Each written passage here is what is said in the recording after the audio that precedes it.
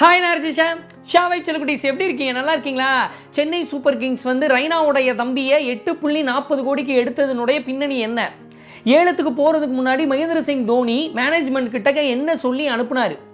ரோஹித் சர்மா கிட்ட இருந்து கேப்டன் பதவியை பறிச்சதுக்கப்புறம் ஸ்கையினுடைய ஒய்ஃபு ரோஹித் சர்மாவோட ஒய்ஃபு ஒரு சம்பவம் பண்ணியிருக்காங்க. இப்போது நம்ம சென்னை சூப்பர் கிங்ஸுக்கு இதனால் மாசு, ஆனால் மும்பை இந்தியன்ஸ்க்கு லாஸ். இதை பற்றி தான் இந்த வீடியோவில் நம்ம வந்து பார்க்க போகிறோம். சென்னை சூப்பர் கிங்ஸ் எடுத்த பிளேயர்ஸ் பற்றியும் வந்து பார்க்க போகிறோம். சரிங்களா? வீடியோக்குள்ளே போகிறதுக்கு முன்னாடி நேற்று ஏலத்தில் கோடிக்கணக்காக சொல்லும் போது நம்மளும் லட்சக்கணக்காக சம்பாதிக்கணும் அப்படின்னு வந்து நினைப்போம். நீங்கள் எனி கோர்ஸ் படிச்சிருந்தாலும் சரி, டிப்ளமோ கோர்ஸ் படிச்சிருந்தாலும் சரி, ஃபெயில் ஆனாலும் சரி, ராஜலட்சுமி எட்வர்ஸ் ஆன்லைன் பிளாட்ஃபார்ம் மூலியமாக நீங்கள் data science, Python, full stock development, Java இந்த மாதிரியான கோர்சஸ் எல்லாம் படித்து ஐடி வேலைகளில் ஜாயின் பண்ணலாம். தமிழ்லையும் சொல்லித்தராங்க, இங்கிலீஷ்லையும் சொல்லித்தராங்க, லைவ் கிளாஸஸும் இருக்குது, ரெக்கார்டர் கிளாஸஸும் இருக்குது. அது மட்டும் இல்லாமல் 400க்கும் மேற்பட்ட கம்பெனியோட டைப் வச்சிருக்கிறதுனால நீங்கள் படித்து முடிச்சதுக்கப்புறம் என்ன பண்ணுறாங்க, ஜாப் சப்போர்ட்டும் தராங்க. அது மட்டும் இல்லாமல் என்னால் ஃபுல்லாக ஃபீஸ் கட்ட முடியல அப்படின்னா உங்களுக்கு இஎம்ஐ வசதிகளும் இருக்குது. ராஜலட்சுமி எட்வர்ஸ் யார் அப்படின்னு சொல்லிட்டு கேட்டிங்கன்னா 25 வருடத்துக்கு மேலாக இந்த எஜுகேஷனல் இண்டஸ்ட்ரியில் இருக்கக்கூடிய ராஜலட்சுமி இன்ஸ்டியூட் தான் ராஜலட்சுமி எட்வர்ஸ். அவங்களுடைய காண்டாக்ட் டீட்டெயில் பின் டாப்லேயே வச்சிருக்கேன், டிஸ்கிரிப்ஷனில் வச்சிருக்கேன். நீங்களும் ஐடி கோர்சஸ் படித்து லட்சங்களில் சம்பாதிக்கலாம். சமீர் ரிஷ்வி நம்ம சிஎஸ்கே டீமில் வந்து பார்த்தீங்கன்னா ஒரு யங் பிளேயருக்கு 8.40 கோடிலாம் கொடுக்க மாட்டாங்க. அவ்வளோ இந்த பிளேயருக்கு கொடுக்குறதுக்கு காரணம் என்ன? இந்த கான்பூர் லீக் அப்படின்னு சொல்லிட்டு லோக்கலில் நடக்கிற டோர்னமெண்ட்டில் வந்து பார்த்தீங்கன்னா ஒரு 9 மேட்ச்சில் ரீசெண்டாக தான் 455 ரன் அடிச்சிருக்காரு. அதில் 2 செஞ்சுரிஸ் வந்து அடிச்சிருக்காரு. அவருடைய ஆவரேஜ் வந்து பார்த்தீங்கன்னா 11 பாலுக்கு ஒரு 6 அடிக்கக்கூடிய கெப்பாசிட்டி இருக்குது. ஃபஸ்ட்டு பால்லேருந்து 6 அடிக்கிற கெப்பாசிட்டியும் இருக்குது. அவரை வந்து ஒரு ரைட் ஹேண்டட் ரைனா அப்படின்னு சொல்கிறதுக்கான காரணம் என்ன அப்படின்னு சொல்லிட்டு பார்த்தீங்கன்னா அவருக்கு 10 வயசு இருக்கும்போது, ஷமீருக்கு வந்து 10 வயசு இருக்கும்போது அவர் என்ன பண்ணியிருக்காரு, ஒரு மேட்ச் ஆடி இருக்காரு. அந்த மேட்ச்சில் ஒரே நாளில் 280 ரன் அடிச்சிருக்காரு. அதை பார்த்து இந்த பையன் செம்மையாக ஆடுறானே அப்படின்னு சொல்லிட்டு என்ன பண்ணியிருக்காருன்னா ரெய்னா அவருடைய கண்ணாடியை வந்து கிஃப்டாக கொடுத்துருக்காரு. இந்த விஷயத்தையும் நேற்று ஷேர் பண்ணியிருக்கிறாங்க. அதுக்கு ரெய்னாவே அதையும் பார்த்துட்டு சமப்பிக்கு சிஎஸ்கேக்கு இந்த பையன் அப்படின்னு வந்து சொல்லியிருக்கிறாப்புல.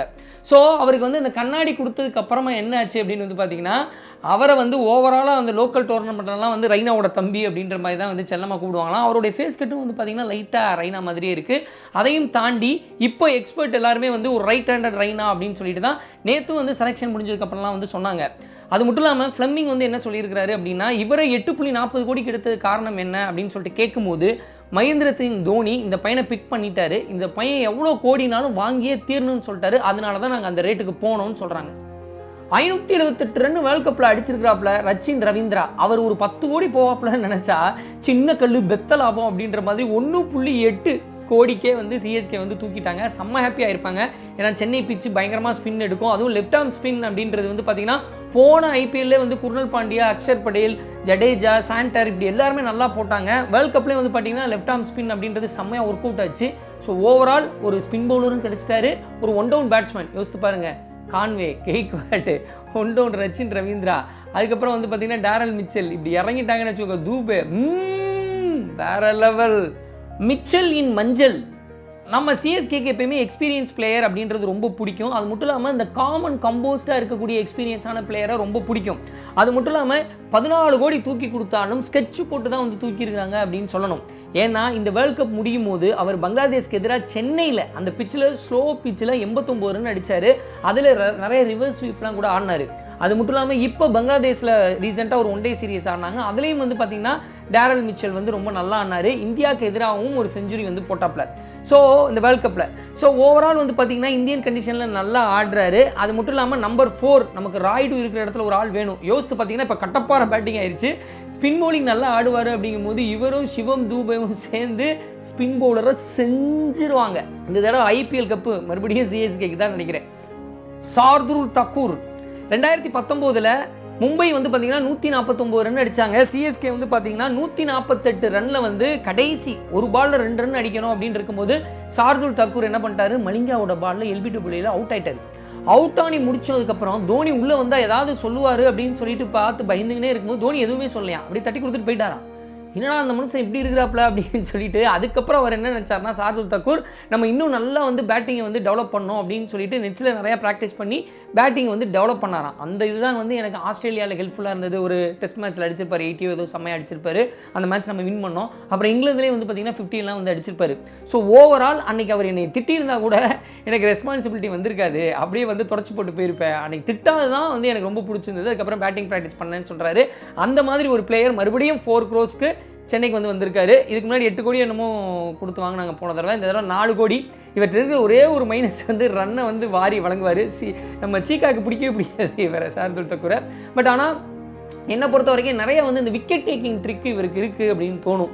தோனியோட சேரும்போது அந்த விக்கெட் டேக்கிங் ட்ரிக் இன்னும் மேஜிக்கலாக ஒரு முக்கியமான தருணத்தில் விக்கெட் எடுக்க வாய்ப்பாக அமையும்.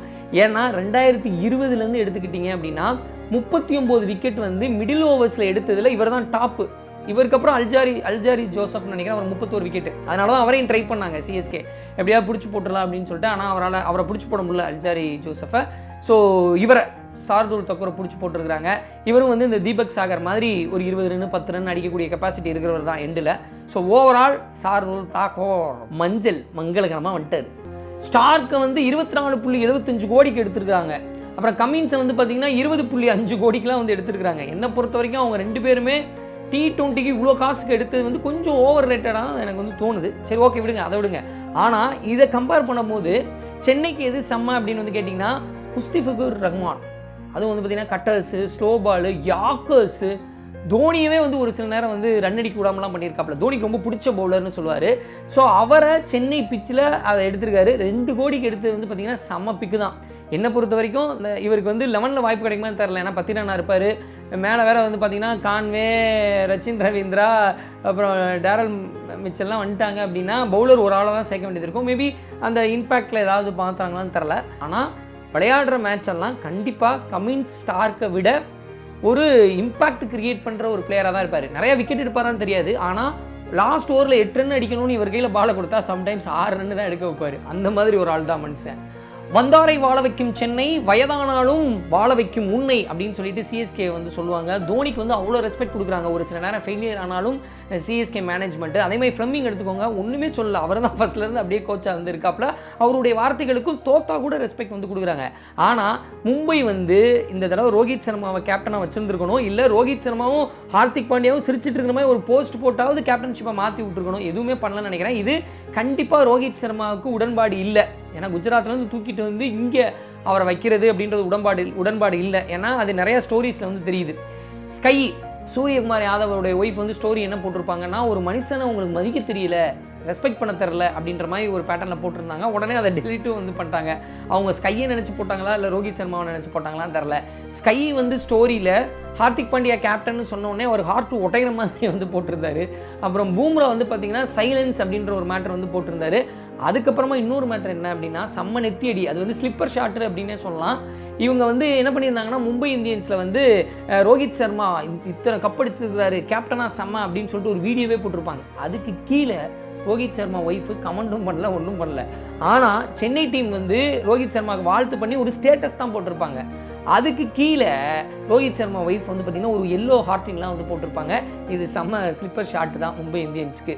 அது மட்டும் இல்லாமல் மும்பை இந்தியன்ஸ் ஃபேன்ஸு இந்த கேப்டனை அனௌன்ஸ் பண்ணும்போது மட்டும் இல்லை, நேற்று ஏலம் முடிஞ்ச போது கூட பார்த்திங்கன்னா மும்பை இந்தியன்ஸினுடைய டிஷர்ட்டை எரிச்சிருக்காங்க. நாங்கள் கொலவரியில் இருக்கோம் உங்கள் மேலே அப்படின்னு சொல்லிட்டு. இன்ஸ்டாகிராமில் எடுத்துக்கிட்டிங்கன்னா மும்பை இந்தியன்ஸ் தான் ஃபாலோவர்ஸ் அதிகமாக இருந்தாங்க. எனக்கு தெரிஞ்சு பார்த்திங்கன்னா 13 மில்லியன் மேலே இருந்தாங்க. இப்போ 1 மில்லியன் கிட்ட கம்மியாகி 12.3 மில்லியன் இருக்காங்க. சிஎஸ்கே பார்த்திங்கன்னா 13.3 மில்லியன் இருக்கிறாங்க. ஸோ சிஎஸ்கே இப்போ டாப்பில் வந்துட்டாங்க, மும்பை கீழே வந்துட்டாங்க இன்ஸ்டாகிராமில். அதே மாதிரி எக்ஸ் தளத்துலேயும் பார்த்திங்கன்னா மும்பையை விட சிஎஸ்கே டாப்பில் வந்துட்டாங்க. இது பார்த்திங்கன்னா ரசிகர்கள் அவங்களுடைய கோபத்தை காட்டுறதுக்கு ஸ்லிப்பர் ஷாட்டாக இதை தான் யூஸ் பண்ணியிருக்காங்க அப்படின்னு தோணுது. என்னை பொறுத்த வரைக்கும் ரோஹித் சர்மாவை இந்த தடவை கேப்டனாக வச்சு கூட ஹார்திக் பாண்டியா வச்சுருந்துருக்கலாம். இல்லை அடுத்த வருஷமாக தான் அவரை கூட்டிகிட்டு வந்திருக்கலாம் குஜராத்லேருந்து.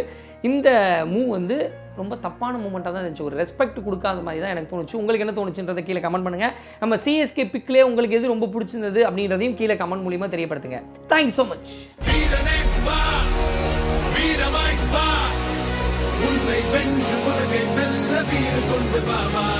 ஆயிரத்தை தாண்டி போனால் ஓடியில நீதான் ஒருவன், நாடி நரம்பெல்லாம் வெற்றி போராட்டமே. உன்னுடைய எல்லை நீயே, உலகத்துக்கு பிள்ளை நீயே, போலையாகும் மூக்கில் தேகம் உன் துணையே. வீரமாய் வா, உன்னை வென்று உலகை வெல்ல வீர கொண்டு வா. ஆயிரத்தை தாண்டி போனால் ஓடியில நீதான் ஒருவன், நாடி நரம்பெல்லாம் வெற்றி போ